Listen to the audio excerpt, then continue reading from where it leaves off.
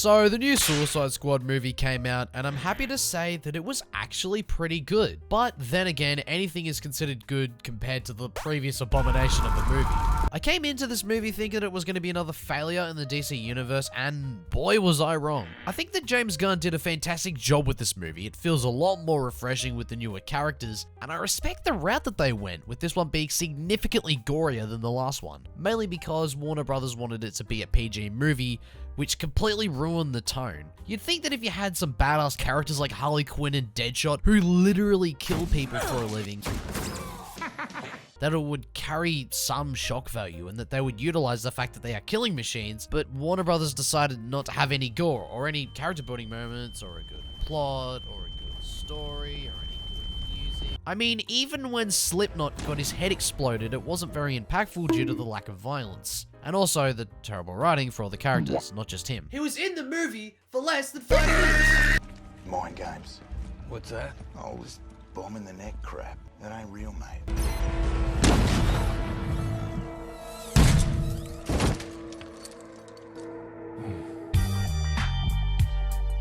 So I'm glad that they took this route because it allows for a lot more flexibility and creative freedom. Everything that I hated about this last movie was completely fixed. All the music was changed and actually quite a lot better. The CGI in this movie is insane, and the characters are way better. The story was actually cohesive enough to follow along, and a lot of the things that made the last movie bad were improved upon in this movie.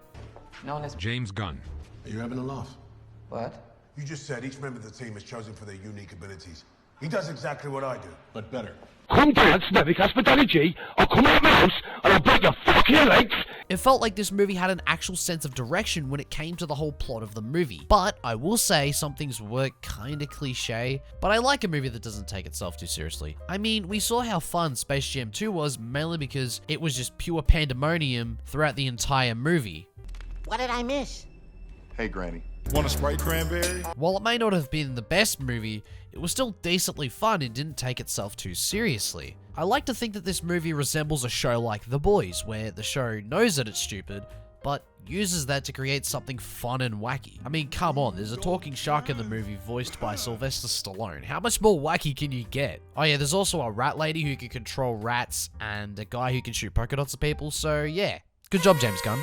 On top of that, James Gunn wasn't afraid of killing some of the characters because the whole point of the Suicide Squad is that they are expendable villains. So when you try and keep them alive like the last Suicide Squad, it doesn't create any tension for the viewer, anxiously waiting to see whether their favorite character gets blown to pieces, because you know that they'll live because they're really important to the plot. So it means that there's never really any suspense while watching a scene, because we as the viewers know that they can't die because the entire plot is focused around them. But James Gunn doesn't do that. Instead, he opted to do the complete opposite and killed a lot of the characters, and all of the deaths had some sort of meaning associated with them. So I liked how the characters were killed off in this movie because they have some sort of reason for them dying. Within the first 5 minutes, we get baited to think that this is the group in the rest of the movie, but they soon die in an especially brutal way, which sets the tone for the rest of the movie. Yeah, I was bummed to see Jai Courtney's Captain Boomerang die as he represented the Aussies. A fucking VB long neck, get that up, yeah.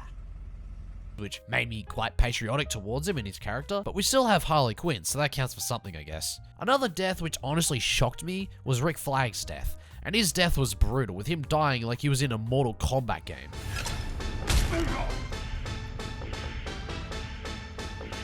Finish him!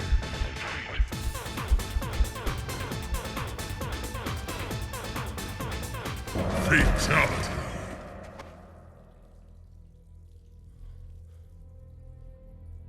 But I liked how instead of giving all these characters meaningless deaths that don't contribute to the story at all, they contributed towards the main plot of the movie and helped develop the characters. Peacemaker killing Rick Flag showed that he is willing to do anything to keep the peace between the villains and the government. I was really content to see Peacemaker get shot by Bloodshot, calling back to the camp scene where they tried to one-up each other with this sick CGI bullet scene, where Bloodshot's bullet goes through Peacemaker's bullet since it is much smaller. And there's actually an on-running joke about that in the movie, which is actually really quite nice. I actually really like that.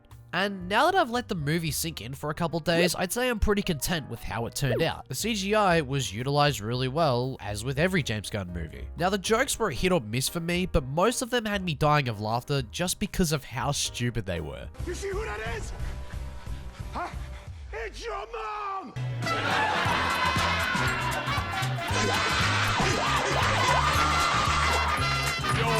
drama! It's not that they were bad, it's just that they weren't really my type of humor. And if I'm going to be brutally honest, there wasn't much comedy to begin with. So I think that's a part of the movie that didn't really hit the spot in terms of how much all the other parts did. There were a couple that I personally liked, such as the continuous joke of characters in Starro being turned into Polka Dot Man's mum, which was quite funny. I think the Polka Dot Man was one of the most underrated characters of the movie, and something that seemed really stupid was put together really well and had some great moments. I think they kind of shot themselves in the foot when they killed off the Polka Dot Man, and it was done in a pretty cliche fashion. I mean, he dies mid-sentence, and I don't know how many times I've seen that. It just feels a little anticlimactic. I think that a better approach is when Starro goes to kill him, he burns through Starro to make a hole for him with his polka dots, but that's just my opinion, and I honestly know fuck all about filmmaking. I believe that they could have used him in a sequel if it were to happen, and judging by how much people liked it, I'm sure that there's a chance of it happening. Also, another thing I liked about this movie was King Shark. They did a great job on his character, and it never intruded too much on the main story. And I'm glad they made him dumb as fuck in this movie, because in the comics, he's a lot smarter.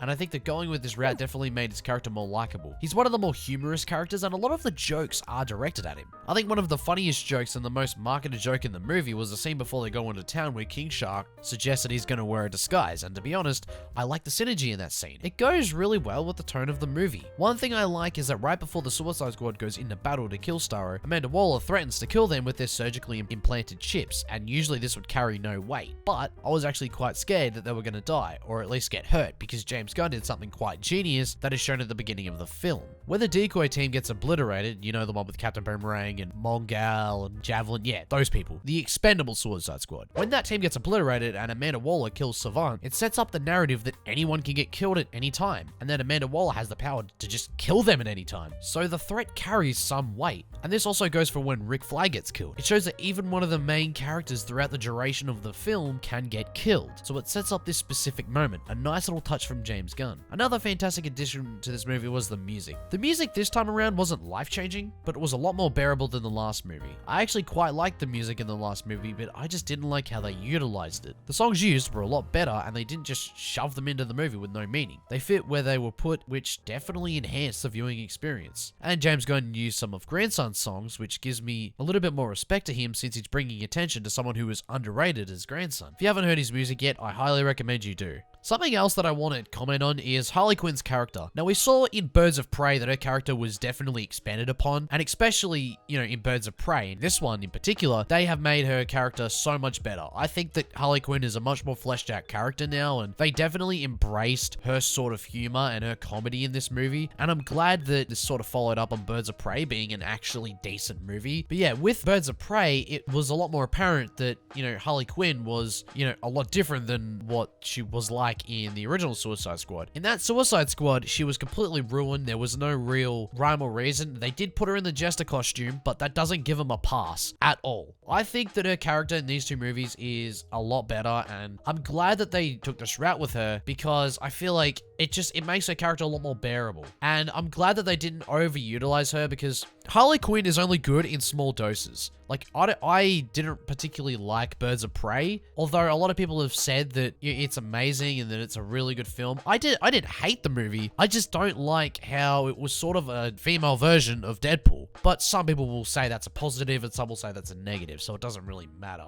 But like I said, her character is definitely better in this movie because having too much of Harley Quinn is kind of irritating at times, but I'm glad that the moments that they gave her were actually somewhat monumental and they actually, you know, they did really, really well with her character. And her character is definitely better in this movie than it was in Birds of Prey, and of course it's going to be better than the fucking shit show in the original Suicide Squad. There are some out of place moments in the movie, for example, the scene where Harley Quinn meets Silvio Luna, the dictator of Corto Maltese. It just felt kind of rushed, and it felt like they were trying to push Harley Quinn into an action scene, and there wasn't really much story building in that moment. But for the most part, most of the moments with Harley Quinn and all the other characters for that matter, they did pretty well. Like, they did pretty good. There is another character that helps Rick Flag, and she's only in the movie for like a couple seconds, like less than a minute on screen. I mean, I guess since the movie's 2 hours long, you can't really expand on too many characters. Like, obviously, you know, the movie didn't want to expand on too many characters, but at the same time, that's where the movie sort of suffers, where it's like, you have these sort of storylines that start somewhere and they never go anywhere. Like, these characters get introduced on screen, but they're not even in the movie for that long strong at all. Like, they're literally just there for that one specific scene and for the movie to go on, and then they just get forgotten about. Again, this movie is definitely better than the last Suicide Squad. There are some things that do need to be worked on, but I can just say from watching it that it is a lot better than the last one.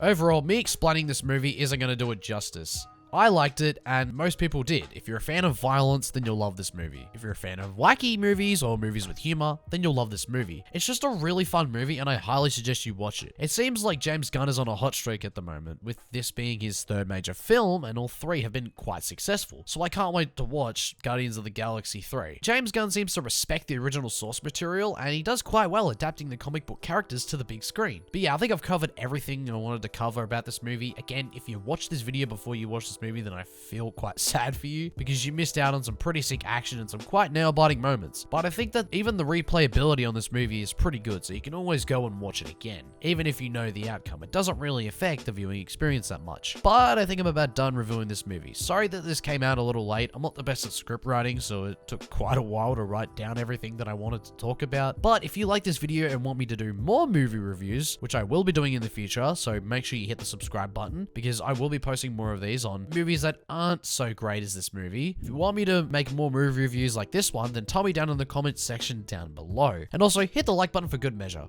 But yeah, that's about it. Have a wonderful rest of your day, and I'll see you all later. Peace.